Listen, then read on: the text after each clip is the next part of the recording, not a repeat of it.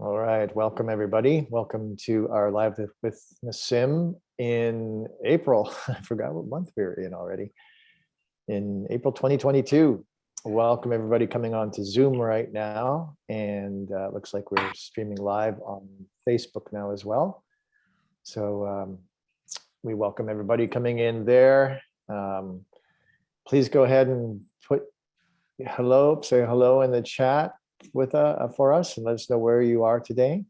Remember to set your chat to be seen by everyone rather than just the host and the panelists.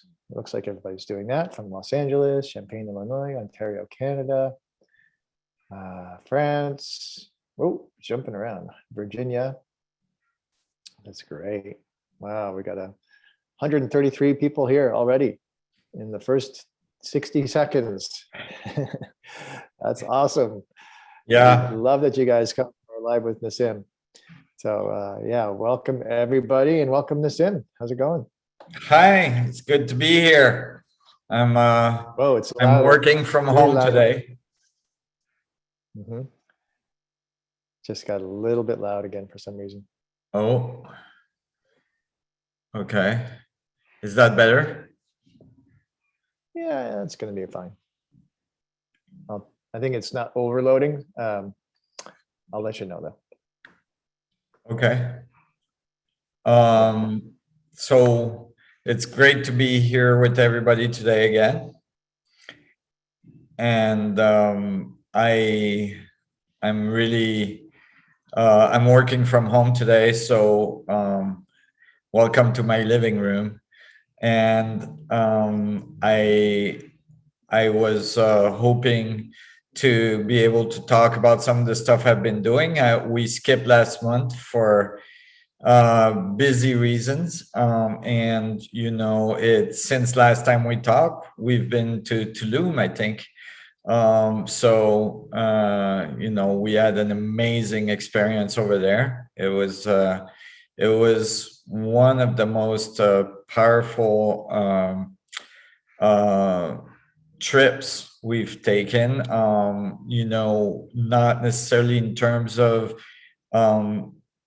the ancient sites, which are pretty powerful themselves, and being at Chichen Itza and Koba and so on, but as well in terms of the amazing power of the collective group that was there, and the people involved, and how well the group gelled, and what was shared, and the transformation that happened in people, and that's just amazing to see, including in us, the staff there that took care of the whole thing. And I think it was probably one of the best, zero glitch kind of experience for most people as well. And so I'm really proud of what the staff did with the reduced staff after COVID and all this. And so it was really an amazing moment. Lots of different transformation people, including amazing healing results and so on. And so I'm really excited to get ready for the next one, and that's in the works, and it's going to be announced very soon. And I can't wait to share that with the community. And it's going to be an incredible adventure, that's for sure.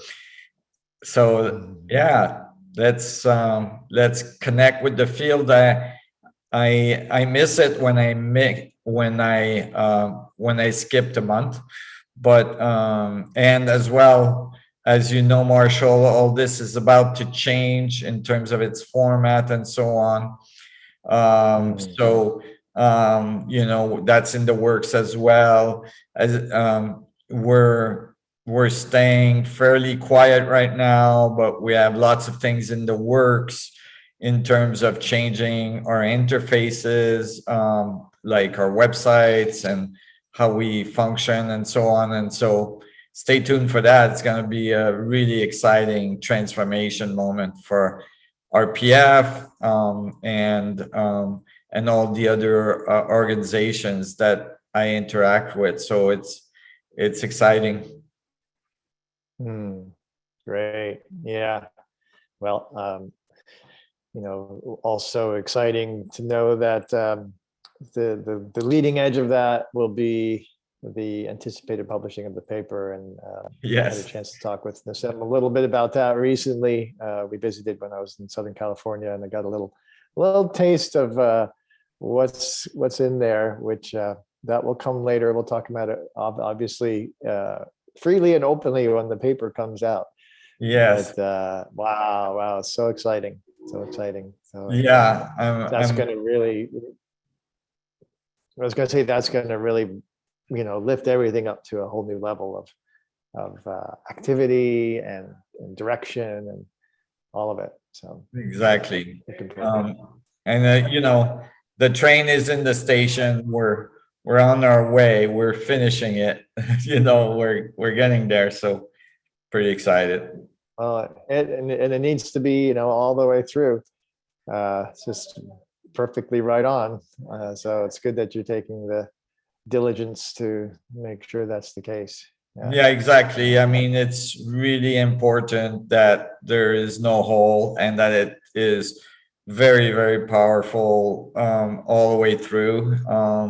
And that might sound like something that can be done pretty quickly, but it's not. It's complex, and the complexity comes from both the fact that there's a lot of equations, and then when you change something on one, now you got to go through everything else and so on. But as well from the fact that we are being really diligent to give a very clear relationship to the existing theories and their relationship to this unified view, like the trunk of a tree, and that can be complex, not because the theory is complex. I mean, it's differential equations or whatever it is in the case in which we're making the branch. But what is the most difficult part is that the standard model has pieces that are not necessarily in the right order, and the understanding of and the assumptions that are made in these pieces in the standard model are not necessarily compatible with a unified view. So it's their equations and their concepts are floating, and we gotta kind of like catch them and bring them down into a unified view, which is much more mechanical, much more physical, much more, if you'd like, grounded, in reality, and in the way we deal with forces, with mechanical function, angular momentum, spin, plasma dynamics, and so on, fluid dynamics, which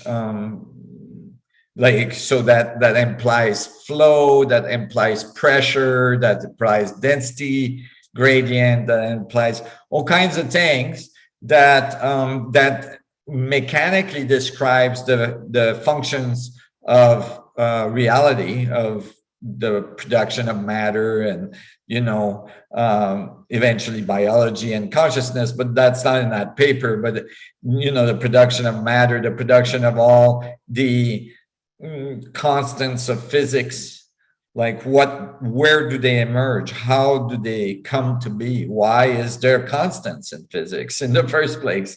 Right. Are these, and like, is there a relationship between these constants and the different scales and the different forces and the different uh, particles in the different scales and so on? So it you know, giving a picture that's rounded and complete is extensive. So we're getting there. Mhm. Right. Right. Yeah, there's nothing like having to weave all of these components of the puzzle together in a way that is accurate and appropriately linked and everything. From what Nassim was describing to me, it's a very complex puzzle, and that's why it's taking a lot of time and rigor to make sure that the links are made appropriately and Yeah, everything's accurate. So and everything's accurate good, and properly good, cited and all this. So, yeah. but it's And exciting. Nassim, just to say, yeah, yeah. Go ahead. No, go ahead.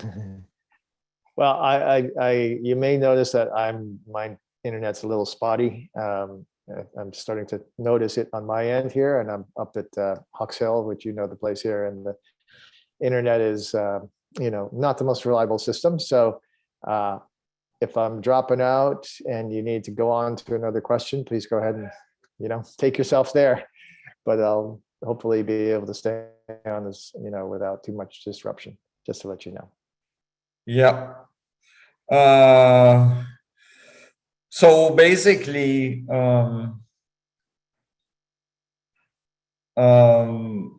yeah, a lot of physics, somebody is saying we're floating. Um, I'm trying to comment on that.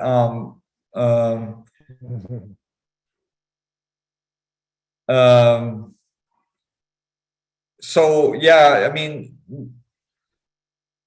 a lot of physical theory in the standard model is not really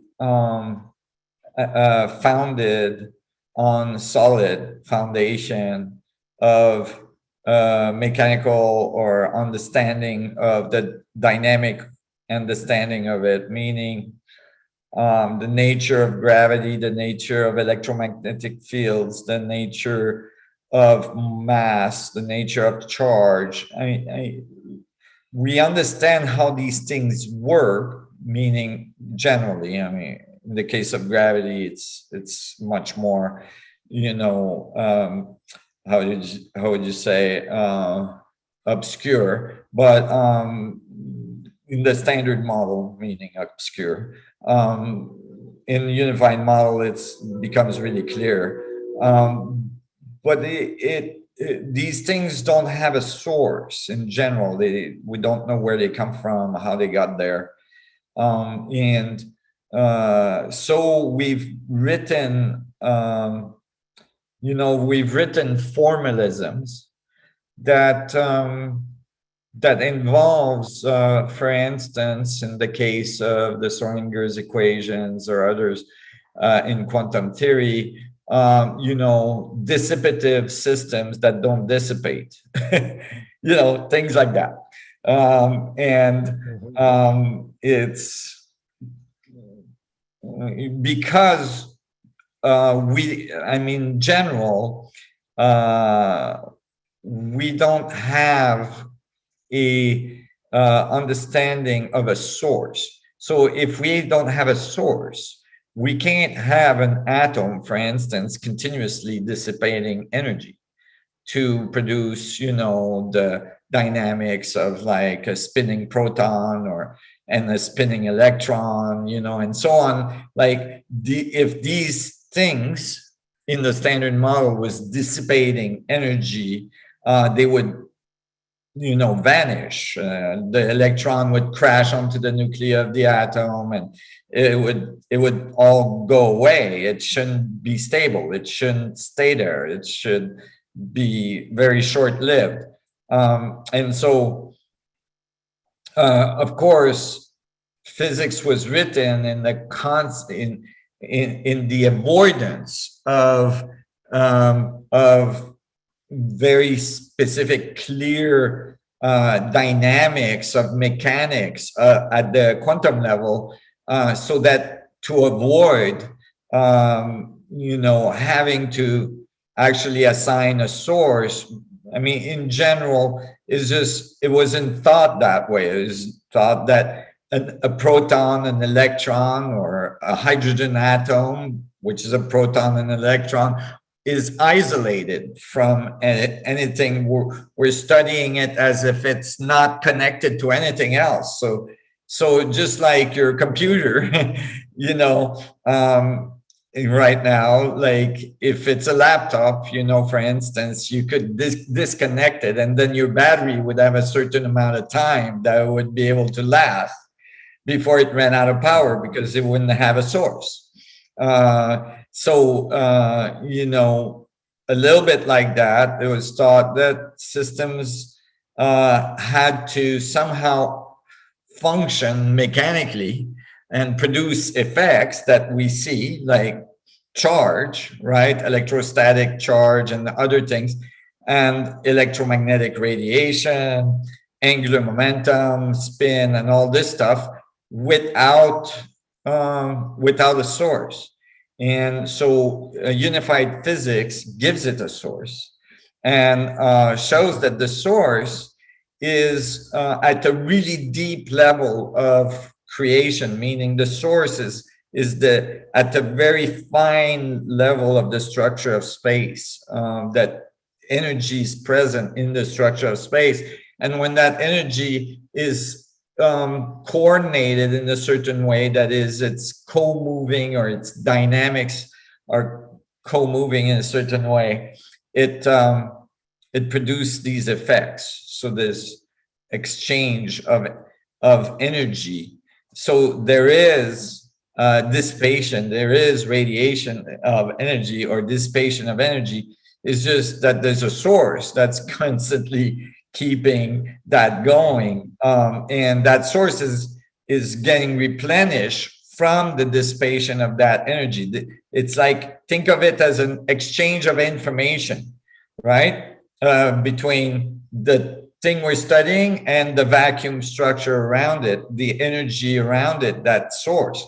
And so it's going through and out and through and out, and as it does that, right, it's continuously, reorganizing itself. It's transforming, it's changing, the information is being exchanged. However, the dynamic of this produce a thermodynamic effect. It produce, energy effect. And these things is what we see as our reality, in our reality, as, for instance, mass, electromagnetic radiation, and so on. The atomic structure itself, is the result of this energy doing this exchange in that region of space. And so to go and hook all these floating pieces that are already there in the mainstream. So basically, we're just taking what's already there and sticking it together in this puzzle, and it's really exciting to see it come together, because if you're right, then you should be able to go from one piece to the other, from the trunk, from this unification theory, and be able to find the correct values. Meaning, if you got the right theory, then you should be able to get the right angular momentum, the right temperature, the right the right charge, energy level, the right mass, the right radius, all this should naturally come out of all this. And it does, and it just blows your mind every time you do it. Every time you apply it to something else, because you go from a proton, for instance, and now you've done the charge and this, and the mass and the radius and all the other dynamics of the proton, and then you get to the electron, you think, will that work? And then it works, and then but then you go crazy. You go, okay, let's do the sun, and you do the sun and it works, the solar system, and, and you do the galaxy and it works. And you're like, wow, and all these things come out. And it gives you a lot of confidence that you found the right dynamics. And so you would say, you could say, for instance, why can I see this energy? Why can I?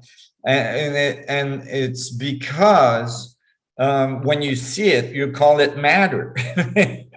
So, you call it gravitational fields, you call it mass, you call it electromagnetic field.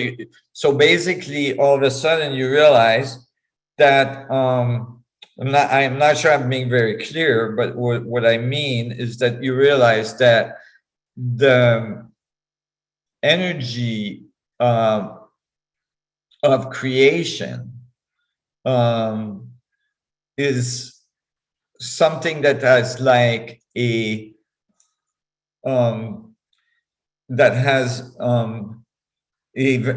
very, like a fluid dynamic kind of thing, but that is kind of hidden behind a veil. So I'm going to call it like that, because if I talked about it technically right now, I would be giving too much before I publish. So I want to, I'm going to call it the veil, and I'm just going to say that, like, behind this veil is a huge amount of energy, right? And on the other side, it appears really puny, because there's a decoherence as the information moves from one side of the veil to the other, and that decoherence is the entropy of the system, and what produced the thermodynamics and all this, right? That and so all of a sudden you realize, wow, what if we were able to go to the other side of that veil? I mean, and it's a very fair question. I want to say that, like, even the veil part is already in quantum theory, and it's called differently, and this is what I'm not going to talk about, but you can think of it as a certain amount of decoherency in a region of space that produce an energy event, like at the horizon. So you have all this energy potential, and then you have this horizon that shields you from this energy potential. So what comes out of that horizon is very, very, very teeny amount of the energy available. And that's why you think there's no source, because you don't know it's in there. You're only measuring on the outside of the system. You're never measuring on the inside of the system, either than when you're measuring at the cosmological level, in which you're inside the universe. And when you measure inside the universe, the thing you measure, first of all, is a black hole. And so that if you take all of the mass of the universe and you put it in the radius of the universe we observe, you obtain the correct solution for Einstein field equation for a black hole. So you're inside the black hole. That's the only time you're measuring inside. And when you're measuring inside, you're finding this really intense level of energy. You don't, and because you haven't found it at the quantum level, you don't know where it comes from, but you call it dark energy and dark matter. So all this kind of comes together. And so you can imagine the spread of this paper, like from one end to the other it's intensive, and it's a huge job that should be done with many more physicists than just Olivier and I. And it will be that eventually. We're literally just laying down en français. In French, we say le fil rouge, the red thread, for that basis, for the center of the tree, right? For the, Yeah, right. and then we're gonna build the tree around it. But even just the center of the tree is a big job. Yeah. That's really well described, and good glimpses into some of the relationship, because I think you were sharing a little bit about especially the whole internal external relationship, which is obviously key to having a whole unified model. Yeah, simply, you need to have both. So that's right. Go ahead. That's right. Yeah.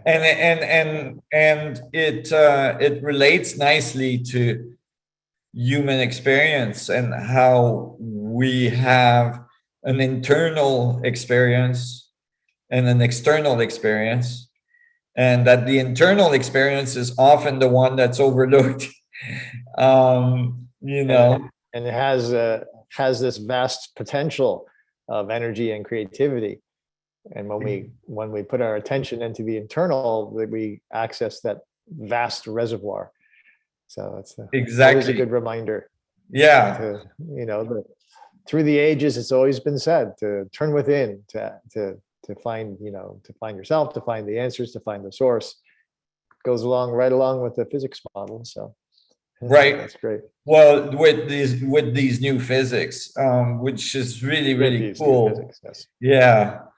Yeah, which is really cool, because it means that the technology and the physics that emerge from it actually will remind humanity of its fundamental nature, not just in terms of the material world that they're made of, but of its information source, the internal, the internal dialogue that's occurring. You have an internal voice. Did you ever wonder who it's talking to? Where's that coming from? Who is talking in the first place, right? Yeah. So great. This is, it's nice. It extends to very fundamental philosophical arguments. Beautiful. Yeah. Yay. Mm-hmm. Well, we are going to look forward to having a whole nother set of questions and conversations when this comes out. Right. You're just still teasing us here, Nassim. So. I know. I'm so sorry. I'm so sorry. It's all good. It's all good. I'm doing the best I can to get it done. Yes. So how about we take about an hour to go through questions? We're going to complete at 1:30 today. Yeah. And we'll start at the top here. And, thanks everybody for there's a bunch of questions in here already. If you're new to this and you want to add a question, then you just go to the Q&A button and add your question. Unfortunately, there's probably many more questions here than we're going to be able to get to in the session. That's usually the case. So don't feel bad if we don't get to your question. You can always bring it back next time. And then we also like to invite you to come on screen and say hello. After Nassim answers your question, make a comment or two. We don't want to extend it into too long a conversation, so we can move along through the questions. So please be mindful of that. I'll try to. If you don't want to come on, yeah, you too. Yeah. I was talking to the participants, but you too. And if you don't want to come on, or you're not in a good place for it, don't turn your camera on or don't accept the invitation to come on as a panelist. That's fine. So Nassim, this first question is from Andrew Yavalo. Yav is in quotes, so maybe that's Yav's name. it seems to be about 4 or 5 questions in one. So I think we can just sort of see what the essence of it is and address it, and then I'll bring Andrew on. So I'll read it here real quick. Actually, let me just see. Well, I'll read it so we get that, and you can start to answer it. I'll bring Andrew on. Okay. Is it accurate to describe the Planck field as a unified whole? Is it accurate to say that at the individual Planck scale, each granule of the field, the PSU, oscillates between apparent separation and unity 10 to the 44 times per second? Do these oscillations continue in the same way and rate even when the PSUs are exhibiting collective behavior, as when they are packed into a proton or when protons are gathered into a rock or a human being? Is it accurate to say that any area of the field that satisfies the condition of a black hole, regardless of size, is a link to the total information, potential energy, and kinetic energy of the unified whole? And does the size of the black hole or its volume to surface or surface to volume ratio determine the rate of flow of that energy and information? So there's a range of questions there. Yeah. Okay. So if you bring him on, maybe I can. So I think it's, yeah.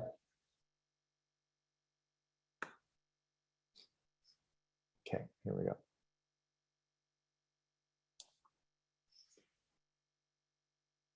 Hi, Andrew. You're muted. Hello? Hello? Oh, there you are. Hey, how you doing? I'm doing great. Oh, I see you have the spectrum behind you. Oh, yeah, I didn't realize I had that back there. Yeah, that's all right. That's good. It looks good. You're right in the rainbow of all the frequencies. That's a slide from Inez from one of the faculty. Right, Yeah. right. Double slit experiment slide. All right. So basically, so for the first part of your question, you're asking the relationship of the Planck interaction. So there's never a moment where anything is ever disconnected from anything else, meaning everything is in continuous entanglement relationship, because there's wormhole, Planck scale wormhole connecting and sub-Planckian scale wormhole connecting Plancks and so on. And so there's, you can think of a fabric network at different scales that go from infinitely small to infinitely big, so that there's network across scale. It's just, but you're asking about the fluctuation at each scale, or you're asking about the fluctuation at the Planck scale. And so at the Planck scale, the fluctuations represent the exchange of information across the network. So let me make it clearer. So you can have wormhole connection, right, that are fluctuating information or exchanging information, in which the wormhole interaction might not be direct, so that from an outside observer, it would apparently look like the two particles are not entangled locally. But that doesn't mean that they're not entangled non-locally. That is, there's wormhole connection that are entangling, structures or other particles, far away from the interaction that you're observing locally, right? So if you don't see that connection, it doesn't mean that they're not connected. It means that the information is going through the network, in a roundabout way, so that the interaction locally doesn't seem clear to you. And actually, this exchange of information in the roundabout way is what eventually produces the mass of the universe, meaning the transfer of information, right, across scales. And it's going across scales. So the fluctuation that you're seeing at each scale is specific to the amount of information that scale is transferring in the network. And so at the Planck scale, it is 10 to the, it is, a large value because, at the frequency, like 10 to the minus 43 or 44 seconds, interval, that is the information transfer rate for that scale, you see, at that network. And that is an equivalence to the speed of light. So there's an equivalence to the speed of light relationship, because that's how it's defined, the Planck scale, right? It's defined by that speed, the speed of light. Like the Planck radius, you can think of as a Planck oscillator going through itself at the Planck second, producing a Planck mass, right? All this is based on the speed of light and gravity and so on. And so,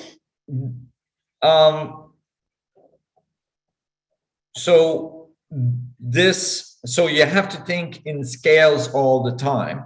And you could even, if you're into computing, think of it as analog computing across scale, but digital computing at one specific scale, right? So it's a relationship between the two, if you'd like. See, it's not one or the other, right? So you have bits at the specific scale, but you have analog relationship because you have wormholes across scales and so on.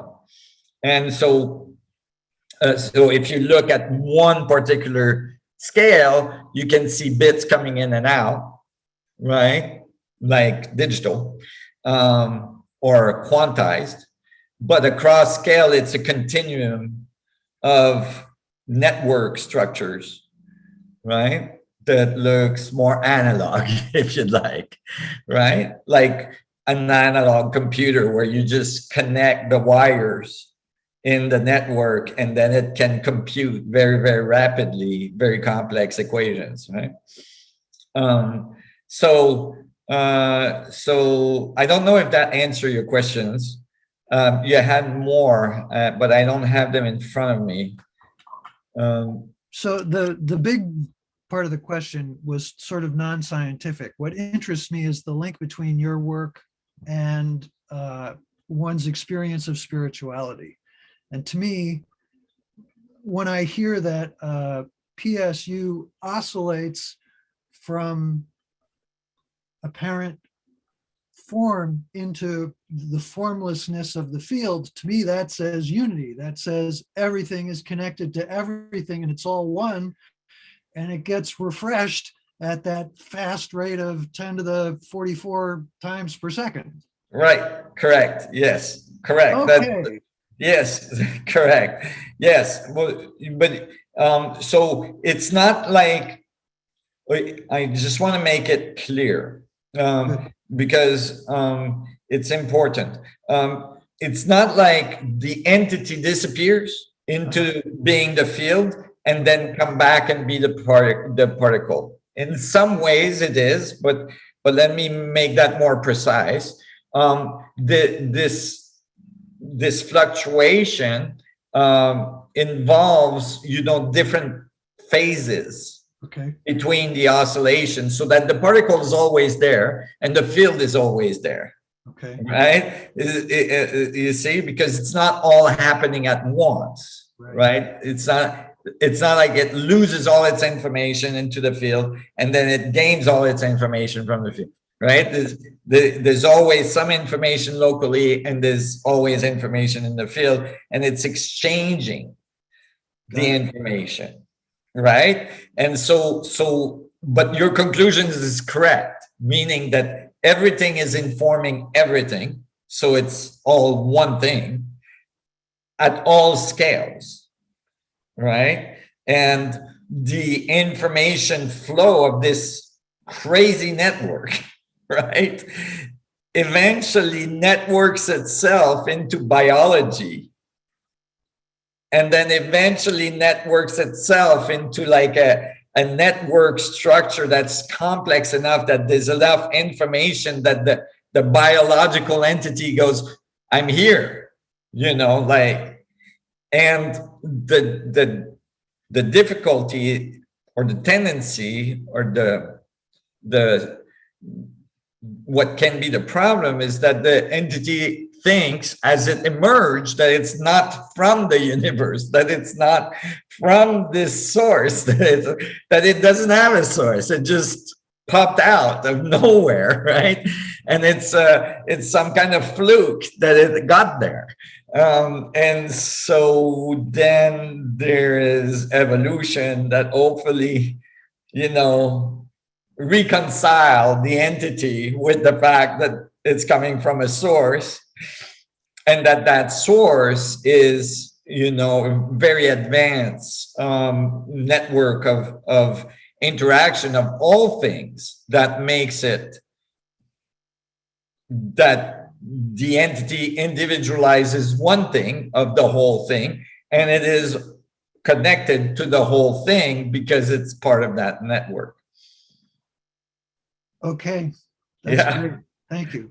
Yeah, thank you. It's really exciting Great. to be able to extrapolate physical theory to that level of abstraction, you know, of consciousness and a person emerging from the field, you know. But you can think as well as all the animals and all the biology emerging from the fields as well, and all matter in fact, you know. And so then you start to recognize this fundamental field of consciousness as everything you see. So it's not just internal to you, it's everywhere around you as well. Mhm. Thank you. Thank you. so much for that question. Yeah. Do you like to be called Yab? Is that why Yab is in quotes? Yeah, that's yes. I perform Okay. improv on Zoom, and that's how I like to go. Okay. Oh, nice. Awesome. All right, Yab. Thank you so much for being Thank here. you. Take good care. Okay, so this next question was actually the one that was voted to the top, but mine wasn't sorted that way, from Raymond Gay. Let me just grab that, get that underway right away. So like get Raymond on here. Okay, where is it? Mhm. So the question got 10 upvotes, which is where does incoherence start? If we imagine the fluctuations at the Planck level are coherent, and that there is also coherence at the cosmological level, why do we have the feeling that incoherence is mostly present at the level we live in, from the cellular to the planetary? If everything is coherent at the Planck level inside my body, should the fractal view not imply that my whole physical system should function coherently, and so should everything at the planetary level? I always have the feeling that malfunctions at the human mental level are causing this incoherence. Oh, well, that's another issue. Yeah. Hi, nice to meet you. Hello, hello. Where are you at? Looks beautiful. I'm about 30 minutes from Montreal north. Still. Oh, okay, yes. Oh, where I used to teach skiing. Which village, which place? Rodden, Quebec. Rodden. Rodden. Okay. All right. Yeah, about 30 minutes from Montreal. Oh, wow. Okay. Fantastic. Snow is melting slowly. Yes. Well, the Canadian winters are not what they used to be. Nope. No. Really smooth. Yeah, More rain than snow. I see. Mm. Okay. Meet you guys. Very nice to meet you. I've been this is my first time with you, so it's a lot of fun. Oh, wonderful. Okay, So you're asking about the decoherency. yeah, because I always had the feeling also that there's no reason why we should be sick. You know, Right. Why do we get sick? Right. So it's all the same thing. Why is there this incoherence? And it starts at the Planck level. I suppose it's coherent down at that level. Well, it depends what you're comparing it to, right? If you're comparing it to the sub-Planck, the Planck is very incoherent. You know, it's like if you compare the speed of light, which is the Planck scale, right, to the sub-Planckian speed of light, you know, which we calculated in this theory, which is about 10 to the 40th time the speed of light. So it's very, very fast. Then the Planck at the speed of light looks like it's standing still. You know, it looks like it's not moving. It's like a brick wall, right? So yes, there is a decoherency as you move up in scales. But there's a decoherency at each scale as well. So let me make that clearer. You know, inside the event horizon, it's highly coherent. In physics, we'd call it a Bose-Einstein condensate. It's like one waveform. Like although there's billions and trillions of Plancks in there, they're oscillating in a very coherent way, right? It's a Bose phase. But then the information passes the event horizon and it undergoes a decoherency, right? This is the veil, right, that I was talking about, that makes it so that most of the energy is lost, right, across that. And so what we measure as mass, energy, and so on is very, very small amount of this coherent whole, the Bose phase. So it goes from Bose to Bose-Fermi, right, which Fermi is more chaotic, and then into fully Fermi phase, which is more chaotic. And so, yeah. So the incoherence is not the reason why we have all these problems on this planet. No. So incoherence is like normal. Right. This is something that happens at every scale that, you know, defines the event horizon of that scale. It defines the energy level and the horizon of that scale. So it's not, it's just that this dynamics. Okay. So now think of it across scales, right? So if the proton is made of Planck oscillators, right? A star is made out of protons, you know, and electrons and so on, but mostly protons. And so basically, you know, the plasma dynamics and the dynamics over there, if you think of the sun structure, right? You think of like a lot of radiation, a lot of energy, right? That's the decoherency of the internal coherency, right? You're looking on the other side of the veil, right? But there's an internal coherency inside the sun, which the physics community hasn't figured out yet. I explained it to them for galaxies a long time ago, and they said, no, there can't be something like that in the middle. And then they found it everywhere.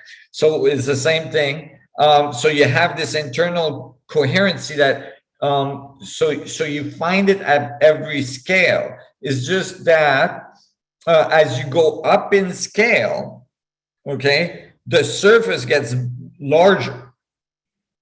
Right? So the dynamics of the decoherency changes. Okay, and of course the mass changes with it, right? So the mass increases because there's more and more energy decohering at that level. Okay, so you can imagine that your body is made out of protons and electrons, right? And I mean it very, very straightforwardly, meaning like the mitochondria that produce energy for your cells is actually exchanging protons and electrons and ripping protons and making water molecules and making ATP out of it, right? Very, very rapidly, like tons of it in a day. If you're running, if you're standing still, your body weight in a day. And it's doing that. So I'm just going to finish this and then I'll take your question. But basically, you can think that, but at the body level, the coherency is very high still, right? Like all the cells are like highly organized. They're highly coherent. They don't mess up. Anything that messes up, any decoherency gets replaced right away, like cells that are falling, dying, all this stuff. Cancer cells are being eliminated, like viruses, all kinds of stuff is happening to keep the body in a coherent shape, right? And it has a certain energy level based on like this mitochondria being able to do its thing. It's just that it undergoes external influences that are significant, right? And challenges that are significant because you're far from the event horizon of a proton now. So you're far from the Planck field now, right? Like, so there's more decoherency that can occur, right? There's a faster rate of decoherency into the field, right? And so you're burning 100 Fahrenheits, every day, 24/7.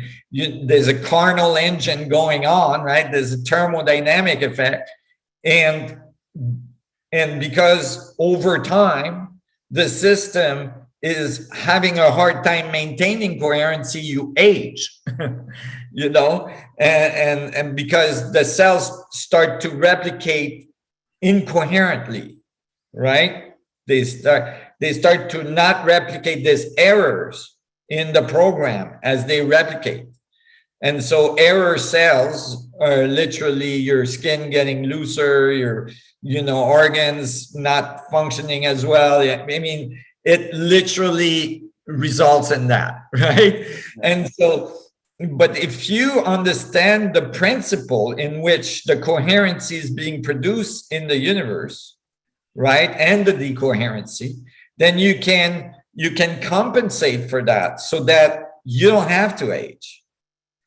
And it's been shown that cells in the correct environment can live forever. There's not any reason for them to make copy mistakes, right? But so you gotta, if you can compensate for that, then there's no reason to age. Okay. I'm not really clear about the how to do that, but anyway, but life, if I understand well, life is incoherence, and it's something that it's like the exciting part of life is that it's not coherent. No. When I say decoherence, I'm actually talking about okay, so I haven't been clear about this. When I'm saying decoherent, I'm actually talking about the dynamics of a fluid, right? Where you'd have a coherent, oscillation, and then you'd have places where the oscillation is less, coordinated or coherent, right? So so that you'd have turbulence, so think of it as a water flow, like a vortex flow, where near the vortex, it's really coherent, right? Like all the molecules of water, all the molecules of the fluid is very coherent. But then when you get on the edge, all of a sudden, you know, there's a lot of eddies and stuff that are making it, you know, turbulent and not so coherent in that region. So that is how the energy of mass and charge and reality comes from. So it comes from turbulence in the field, exchange of information. And so it's not a pejorative appellation. It's not decoherence as something negative. It's the source of life. It's very positive. And it's not that it goes decoherent and stays that way. It goes back into coherency, right? Because it circulates through the system. So it has continuous coherent, decoherent, coherent, decoherent relationships. It's in different phases, right? So you could think of it even biologically. You see at the biological level, for instance, that you increase coherency as you grow, as you're young, right? And you reach a certain level, and then you start to decline, and you start to decohere, right? And so you're going through phases of coherence and decoherence, but the information is never lost, meaning it's not because your body decoheres, for instance, that you are not as intelligent, or that you're not wiser, or that you haven't learned, or that you're not retaining what you've learned. You've learned tremendously, and you've, you know, and so the information is not lost. The information continues. And so that's why I was saying, let's say that we were able to maintain this balance between coherency and decoherency in the body, so that, you know, it would stay stable. Let's just say, to be reasonable, for 300 years, right? Well, you can imagine, I don't know about you, but you know, it's really that it's really in the latest time of my life that I feel that wisdom is starting to kick in. And, you know, some of my friends might disagree, but that's another story. But, you know, you know, imagine a society where people live 300 years. You know, there's so much more wisdom. There's so much more knowledge. You know, there's so much knowledge is lost every time one of us decohere, right? Like all these life experiences and all this, not lost to the universe, lost to the society, you know, to us, right? Because we're on the other side of the event horizon. Remember, we only see this side of the veil. So basically, you know, this relationship of, you could say, entropy, negentropy, right? Entropy being the decoherency that produces heat and thermal, and negentropy, the part that actually where it goes back into coherence and so on. If we can achieve that level, both independently, like meaning for an individual, but we can achieve it as well in our society as a whole, in our technology, so that our technology is not so, you know, decoherent side and more coherent side, right? Our technology is less entropic and more negentropic. And that leads to other things in our society, in which the body itself is much more able to maintain a high level of coherency, because it's not being aggressed by all this other stuff, right? So yeah, there's many aspects to this. Yeah. Okay. So really interesting. Great. Yeah. Good. So okay. Well, I guess that's it. And all I want to say. Thank you for being here. We'll see you on the other side of the veil. Well, yes, or before. Yes, say hi to Quebec for me. Dis Yeah. bonjour à Québec pour moi. OK, salut, à la prochaine. Merci, à la prochaine. Okay, bye-bye. Bye. Thanks for being here, Raymond. The next question is from Raymond as well, but I'm going to allow him to bring that back next time. Raymond, if you're hearing me, bring your next question back next time so we can go on to another one from someone else. This next most popular one here, Nassim, is from Forrest Hudson, saying, when developing your theories, do you check in or consult with your spiritual guides that act as a sounding board for input, validation, or comment? What? Okay. We'll have to get this person online so I can ask more questions about our question. Find this person. I think maybe. Where's the goal here? Oh, yep, there you are. There you are. There we go. Okay. Okay. There we go. Forrest. Can you hear me? You're muted. Yeah. There you go. Hi. Hi, Nassim. How are you? Good. It's good to meet you. Nice meeting you. I had a chance last time around to chat with Dr. Brown and Inez, so that was interesting. Oh, wonderful. Yeah. Where are you situated? Currently in Bend, Oregon, but coming down through Northern California later this summer. Oh, wow. Yeah. So Right give on. me your address. I'll stop by. Well, no, I'm a student of shamanism, and I was just curious, and I know you have a spiritual path, and like you, I'm dyslexic, and so things are very visual for me, and that's why, shamanism. I'm Native American, so I'm walking the red road, and but I was just curious, in your scientific endeavors, whether or not you sort of check in with your spiritual guides through whatever spiritual path you're following and get some input or consultation. It was just a point of curiosity. yes. That's very personal question. Yes, let's just say that angels are really busy around me because I'm a little bit of a wild person, and they're trying to keep me in one piece.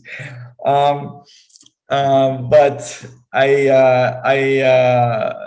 yes, I let's just say that, okay, well, so there's many levels of the internal voice, right? There's your direct connection to the Planck field or to the fundamental field, right? Like your direct connection with what spiritual people might call God or whatever, which I call the vacuum fluctuation, the vacuum structure. Because I mean, in all purposes, I mean, if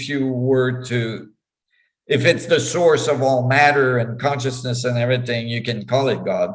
But basically, but there's as well, because you're entangled through this network fabric of space, you can get information from other beings, that are present in the structure of space that might have figured out those channels of communication a long time before you have.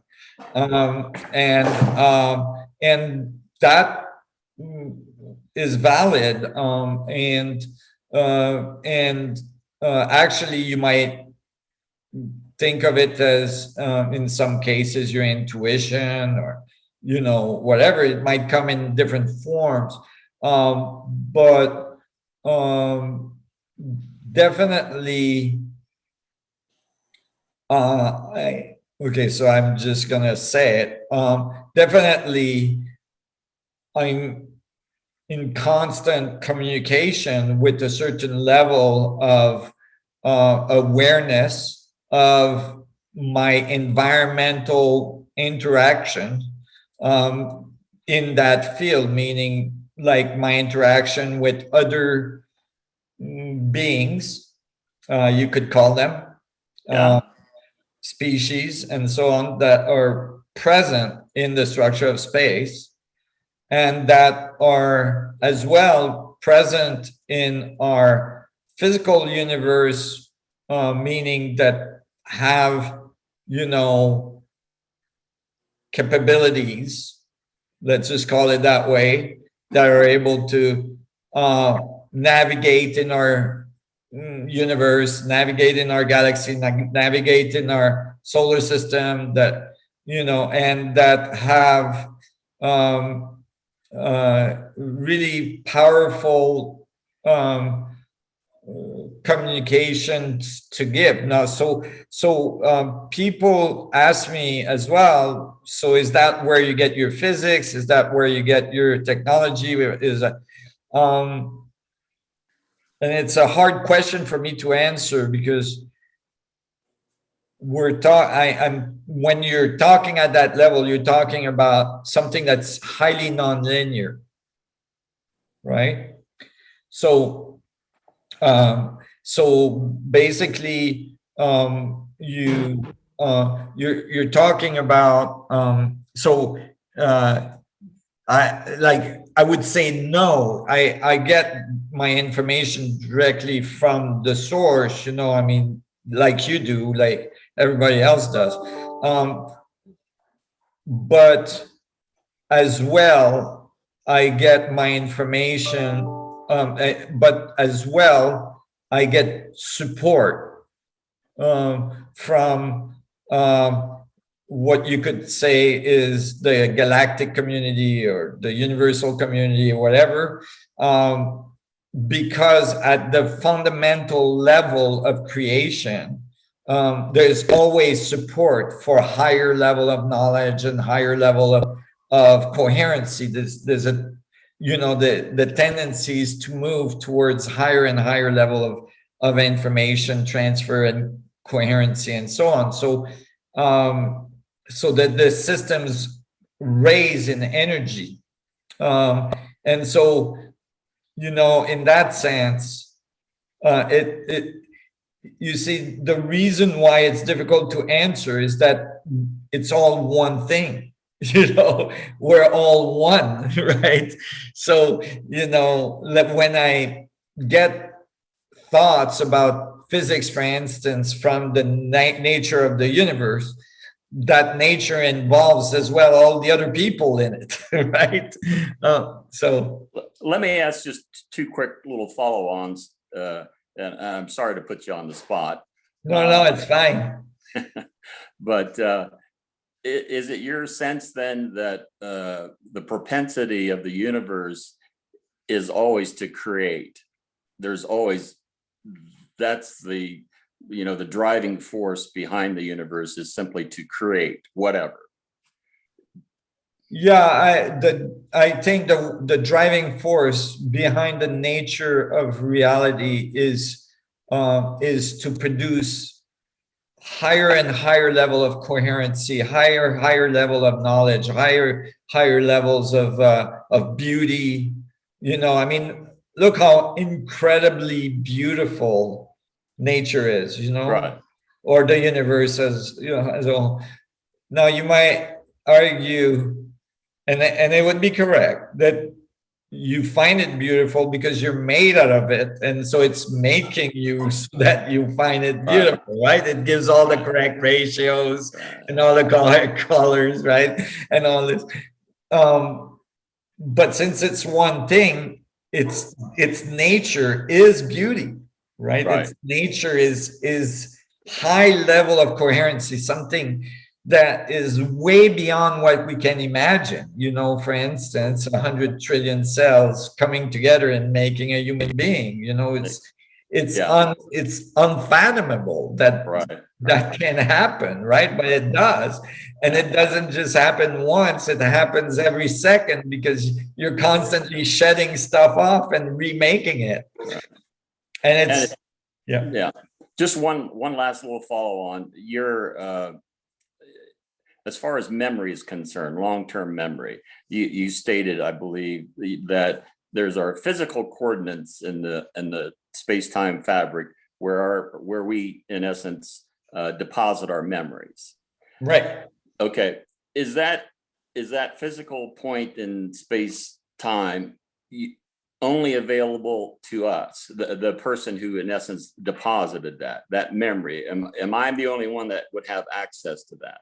No, but you're highly entangled with it.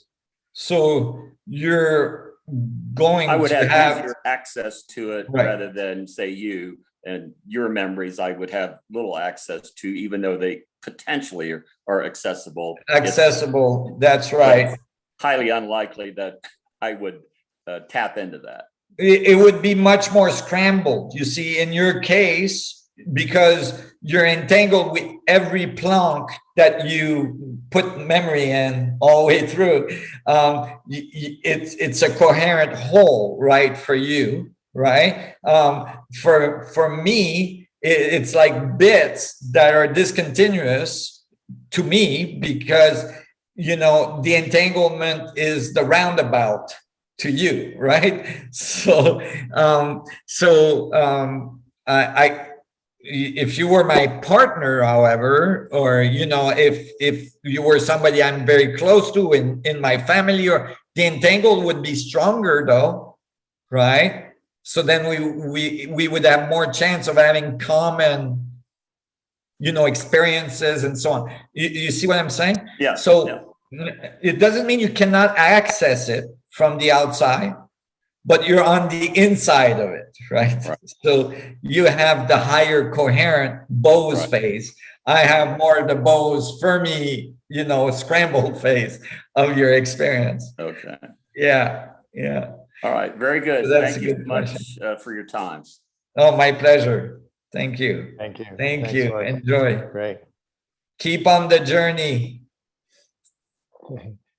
Nassim, are you able to hear me right now? Yeah. Okay, great. My whole interface on my computer just froze up, so I can't interact with the webinar, but it's still streaming in, and you can still hear me. So Okay. I can't scroll my Q&A. I can't click anybody on and off screen. I can't do anything. I'm going to see if Jamie can bring people on and off. Oh, okay. But anyway, so there was a question that was near the top. I've forgotten it's a woman's name about the biophysics and how that would affect our biology as we have the greater understanding of the relation of the unified physics to the biology. Do you see that question? I see. Let's see. The pineal gland question, Marshall? No, it was just really about, it should be like very much, if you sort by the ones that have been upvoted, it was the second one from the top. I just can't scroll anything anymore. Okay. I didn't want to drop off. Jamie, are you there? Or you can choose another one if you want. The Valerie We have with about the foundation of our biophysics. Yeah, I think that's right. All right, I'll bring on Valerie. Okay. And I think this will probably be the last question. We have 12 minutes before I know you have to leave. So. Okay. Hi, Valerie. Hi, Hi. How you doing? I'm doing well. How about you? Good. We can't see you. If you don't want to turn your camera on, that's fine. I'm just letting you know. Yeah. Yeah. Where are you at? I'm in Taos, New Mexico. Okay. Yeah. Right on. So do you want to ask the question? Because I got bits of it, but not the whole thing. Yeah.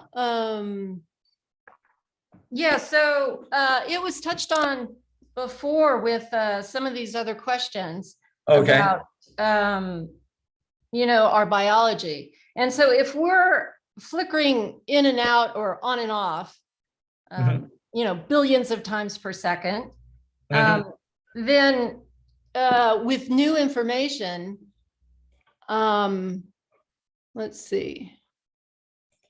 With new, Yeah. yeah, okay, great. With new information, yes. Yeah, with new information, then in essence, we could create new biology instantaneously. We do. We create cells at the rate of. Oh, hi. Good to see you. We create cells at the rate of like about 1 million or so every second, and so on. Like we're constantly reorganizing matter, right, to maintain, while we're burning thermodynamically and so on. So there's a constant exchange of information between our environment and us. And so as we are burning that energy, you can think of like the universe burning energy to get information. So you're like, oh, there's my phone. Oh, there's YouTube. Oh, I'm learning this. I'm doing that. I'm picking up my glass. There's changes in the local environment that is, you're gaining information. You're like a sensor for the universe. So you're transferring that information in, and the universe is transferring the information back out, right, in terms of like keeping you coherent and functioning and all this stuff, and making sure that the flow of information that you are and the flow of information of the stuff around you is coherent. It's continuous. It's not discontinuous. When you reach for the glass is there, right? It's not so obvious that it should be. Just saying, Yeah. Right. Well, I was wondering if kind of the new understanding of biophysics now will create kind of the new human for the new earth. And is this Christ consciousness? And how do we change that information if it's it's a feedback loop system? How do we change that information instantaneously for our self-healing abilities? Okay, well, there's a lot to unpack there, but let's just say, okay, there's one part of what you said that bugged me, so I'm going to start with that part. I wouldn't use that terminology, Christ consciousness. I wouldn't use that ever, okay, because it's attached to very religious concepts. And I think a misconception of even the name, right? So if you're gonna go that way, at least use the name that's in the Bible for that person, which is Emmanuel. So let's just call it Emmanuel consciousness, if you'd like. But if you look at what that master said, and you look at what the other masters said, like Buddha consciousness, or it could be Buddha consciousness. It could be, you could call it. Let's just call it universal consciousness, right? Which is something that they were promoting, is that we're all one, we're all in the same boat, we're all connected, we should all love each other, and respect each other because we're part of the same, and that inside of us is the connection to the whole, right? And so yes, this to continue with your question, this leads to, the thing is that this level of awareness, Buddha consciousness or Emmanuel consciousness, whatever, comes from a deep level of awareness, of understanding reality itself, the atoms. If it's only left to a spiritual philosophical idea, then it's floating. It's missing a big part, which is the grounded part, which is like, how is it working? Is it real, right? Like otherwise it's not real. It's something that's can be faith or religion, whatever, like, but it's not real, right? And when you actually understand the mechanics, you find that this is true. This energy is there, and it's something that connects everything. And the exact description that's given as this powerful force that's everywhere. And so when you understand the mechanics, then you can apply it to the body, you can apply it to technology, you can apply. So yes, biophysics will change dramatically because you start to realize, okay, it's not just, cell somehow knowing what to do, which is currently the theory, right? Currently the theory in biophysics and in biology is that somehow cells know to duplicate to exactly the correct cell and to interact in exactly the correct way so that they all do exactly, there's no fundamental theory in biophysics that says why cell know to differentiate, from the start. Like, why do they start making heart cells and, brain cells? And how does the heart cells and the brain cells know that there's going to be liver cells that are going to be made to sustain all this, and that there's going to be, kidney cells that are going to be made to sustain? Like, how do they know this? They're far away from each other, and there are very many of them, right? There's trillions of them. So when you realize there's a network of information moving through the whole thing, through the network of cells that makes up the body, then you start, first of all, philosophically, consciously, you start to understand that you can have an influence to what your body is doing, right?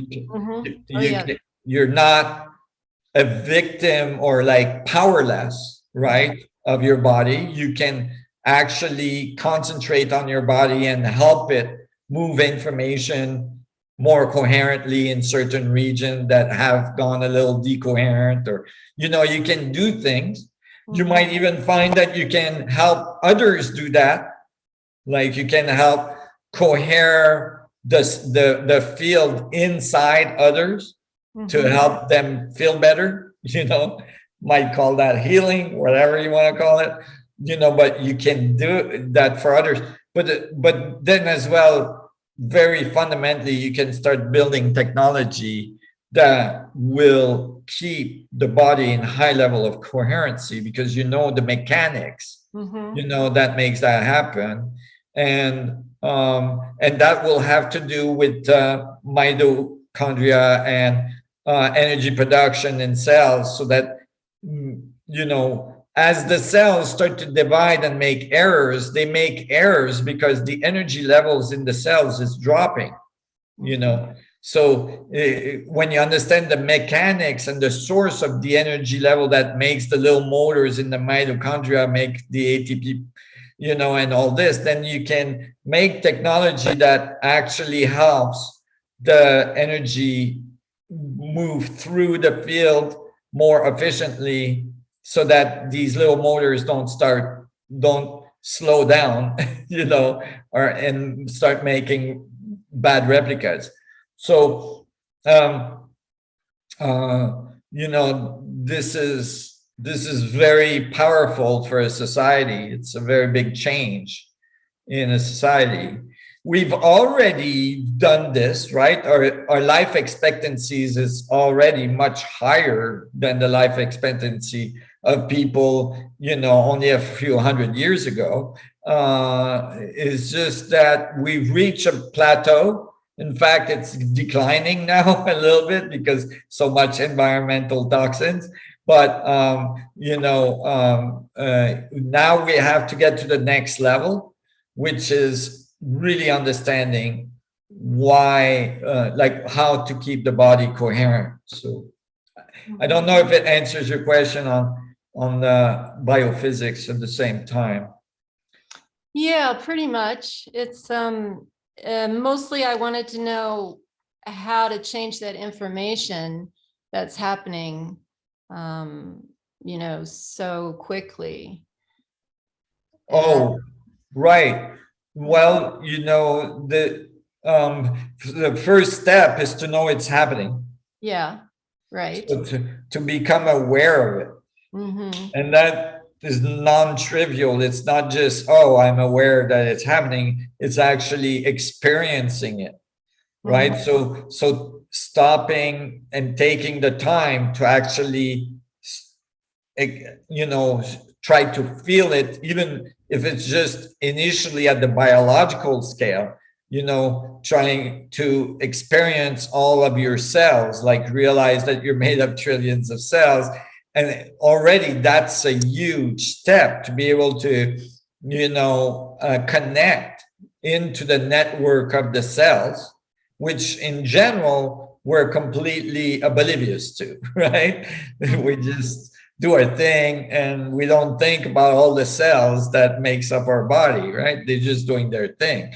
And so, to connect with that is already a huge achievement. And when you connect with that, you will connect as well with the biological environment of our planet. You will connect with the fundamental, you could say morphogenetic field of the planet. It's a great achievement. You already have access to a huge amount of information, right? And then if you can go deeper, and each cells is made of 100 trillion atoms. So if you go deeper to the atomic level and realize your existence as atoms, now you're a layer deeper again, right?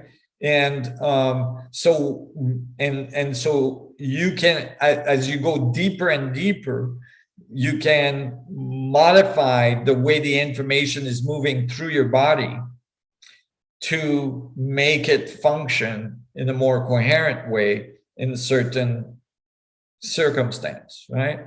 And so you can do something that you would think is like a miraculous, thing, right? But it's really just the way things are, right?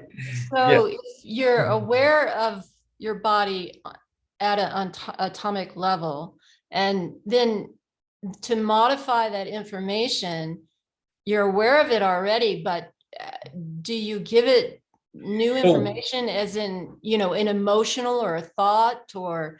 So you can imagine that, okay, so let me help you with that. Okay, so you can imagine that now you can scan your body, right? And find zones where it's not as coherent, like there's more difficulties in the information moving through there. There's more entropy. Mm-hmm. Remember, entropy produced thermodynamics. That means there's going to be places in your body, even just thermodynamically, that are hotter than they should be, right? And so that there's inflammation there, right? And so you can from the inside, send information through there that to produce coherency, to bring everything back.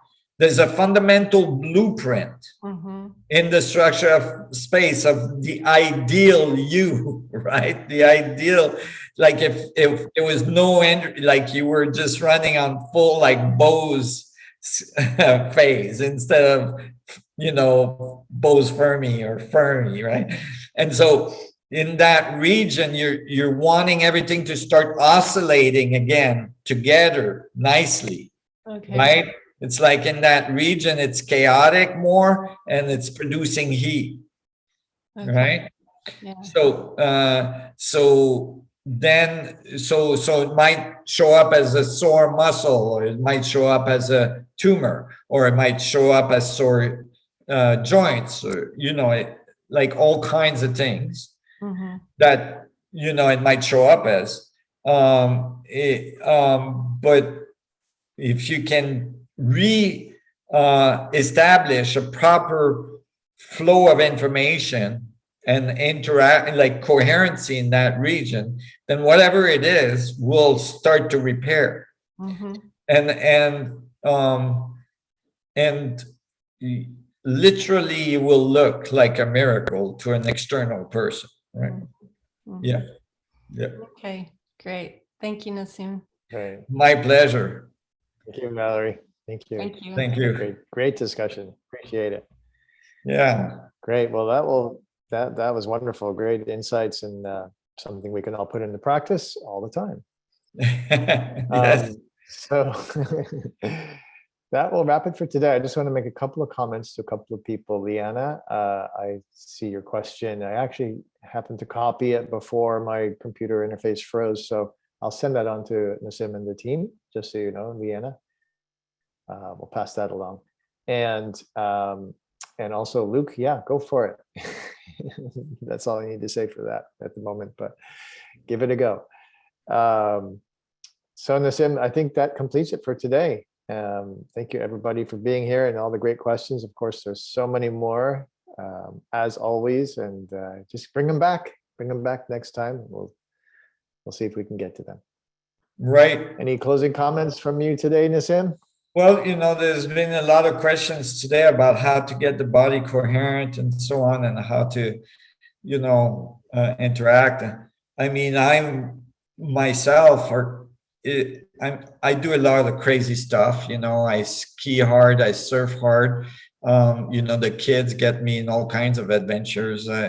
Last weekend, we just came back from skiing and was spring skiing. And so it was huge bumps and we were in double blacks, and my body is a body of somebody that has spent a lot of time studying and, and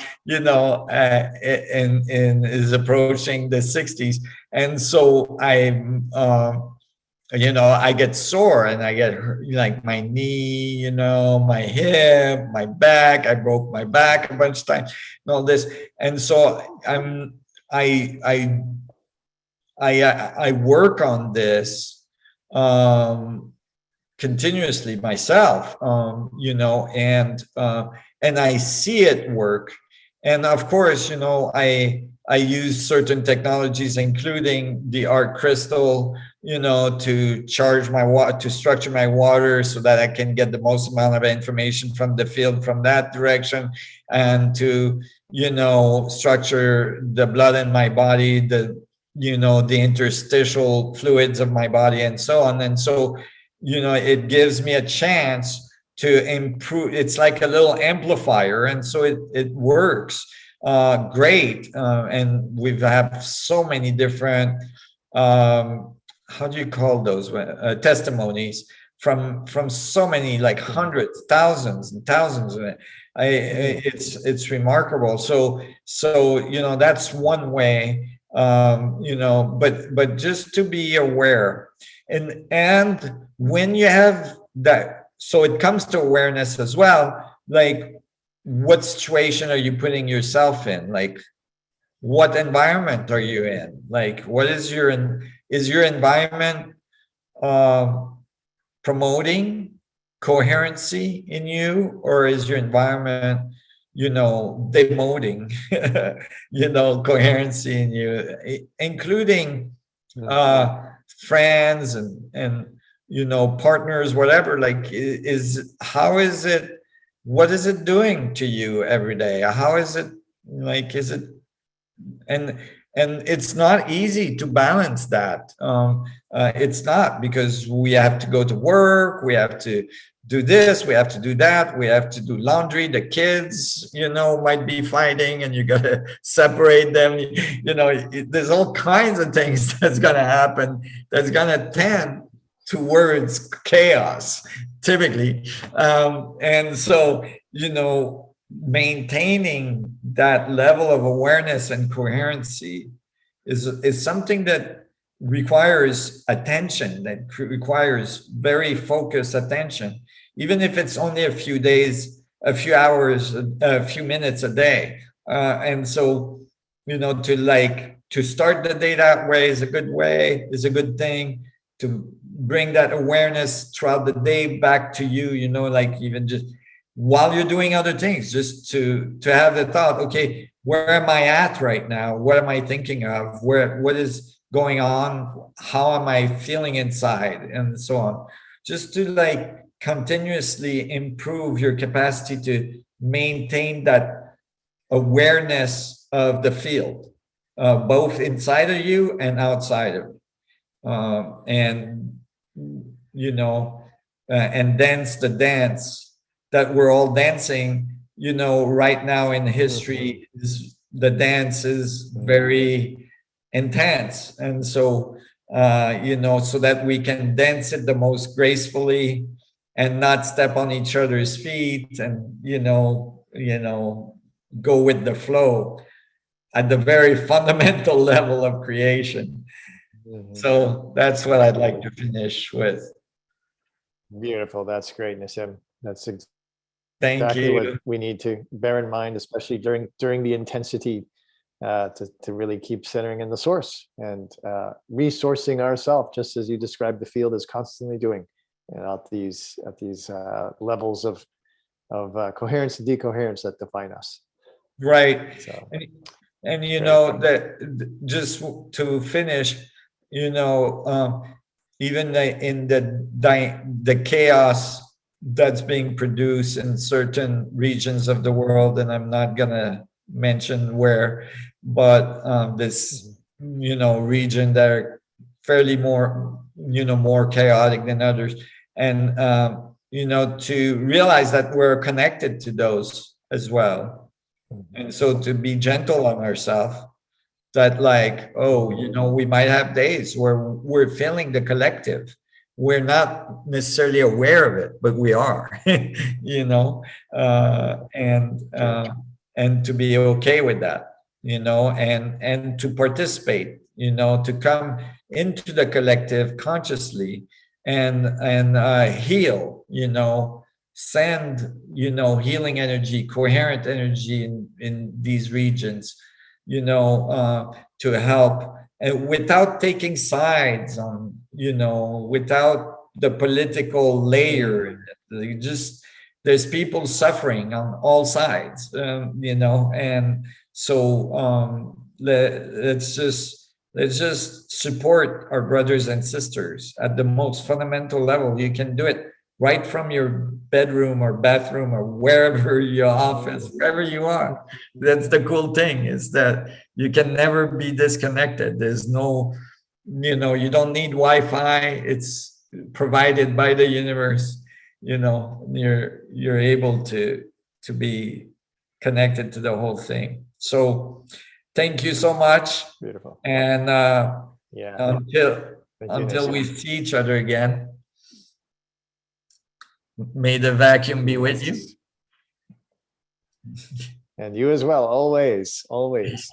Thank you, everybody, again, for being here, for supporting us, for being members, and for participating in these Live with Nassim Q&As. We'll have a faculty Q&A in 2 weeks from today at the same time, 12 Pacific time, and we'll see some of you then. And then meanwhile, be well, and yeah, send that good, coherent, stable energy out into our beautiful world. Take care. Thank you, everyone. Much love.